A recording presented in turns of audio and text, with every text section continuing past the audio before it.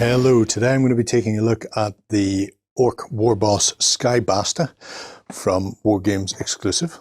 So this is a flying orc warboss for a science fiction game. Obviously it makes a very good alternative to some GW models, but they could be used in things like Scrappers or Rogue Stars or even Dead Zone, Warpath, that sort of thing. So what do you get? You get a chunk of resin, including a little bag. This is the same kit as their Boombasta Warboss, but with a different backpack. So, first off, you get a scenic base. Nice level of detail on it. Casting is very crisp. Sprue gate is right in the front there. Not really particularly divoted. There's a slight sink in it, but clean that up, file it down, you won't notice. It's very flat, there's no bowing on it. So, bit of an oil drum, footprint, some girders, usual orky things. Body itself,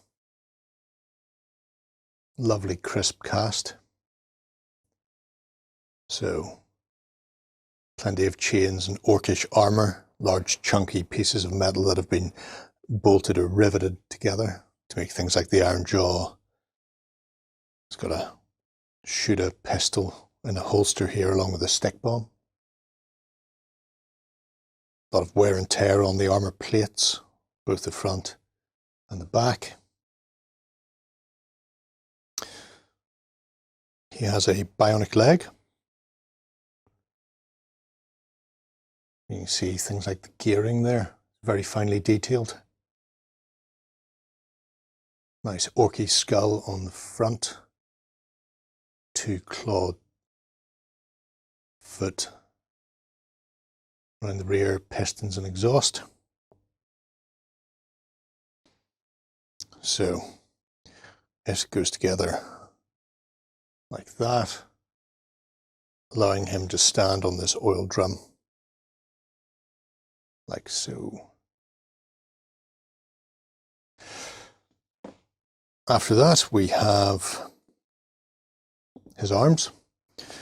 So the arms go together in one way and one way only to make this massive cleaver. He does have a bionic claw, and he looks to be holding the rotor blade off a death copter. Again, shoulder pads, plenty of detail on both, texturing and cuts into the armour on his left hand side, but that is twice the height of an orc as far as that goes, so it's a substantial weapon. He has a backpack, which is a rocket. As you can see, nice fins on the rocket to give him direction. Orky glyph at the top. Looks very ramshackle and would be good by itself. However, it's not by itself because it comes with these two massive wings. The wings themselves look like some form of fabric between metal, I suppose, splints.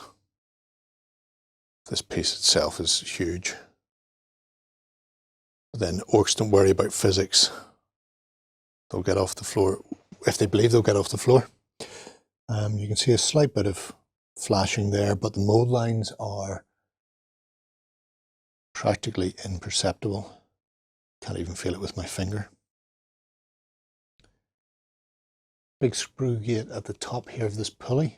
You can see the rope runs all the way around, which is handy when you come to assemble it, because I was having some issues. I had to have a wee look at the picture to see how they did it. The other one is the same, slightly more stretched. And even though they are set for specific sides, I don't really see any reason why you couldn't flip them.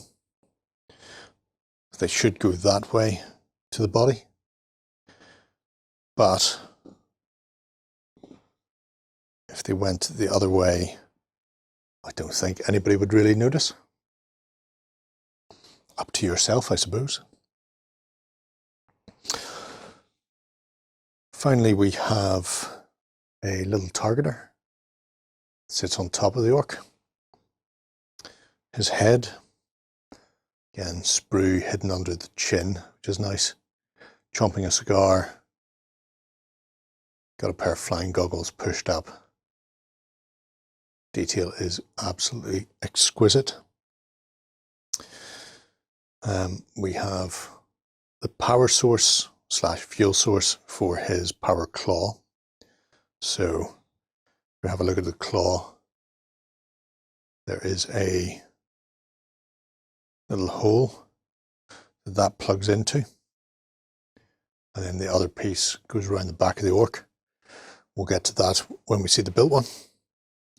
And then lastly, there is this handle, which presumably opens the either the wings or the tank on the Orky rocket pack cum glider. And again, that's an important little piece, which I found quite fiddly because I didn't put it on in the correct order. So if we look at the built version, he almost doesn't fit in shot. That's what I like to see from an orc. Absolutely stunning. So just show you a top down. Wingspan almost matches the size of that chopper. Details on this for a painter are exquisite. If you're not into your painting, you can get away with an awful lot of washes and dry brushes because there's a nice level of detail on it. Now, this pipe on the standard Warboss goes into the side of the backpack. On this rocket, it just sits. You can just see the back end there. So it just sits against the rocket. There's not actually a specific point to click into. However, it's mostly masked by the wings, so nobody's actually going to be able to see it once it goes around there. And it still looks like, with that plug, it looks like it could be a connecting point anyway, so it's not a major issue. When you're building this, if you look at the pictures, my wings are slightly off kilter, but these two pulley systems should form more or less right angles coming straight up. So you want the pulley to there, and then comes a right angle off it. So you get a much squarer shape. However, you don't notice any real difference there. But here you can see the handle. Now, I glued the pack on first, and then I glued this targeter on, and I had the devil's job getting this handle to fit in there. If we go back to the unbuilt one,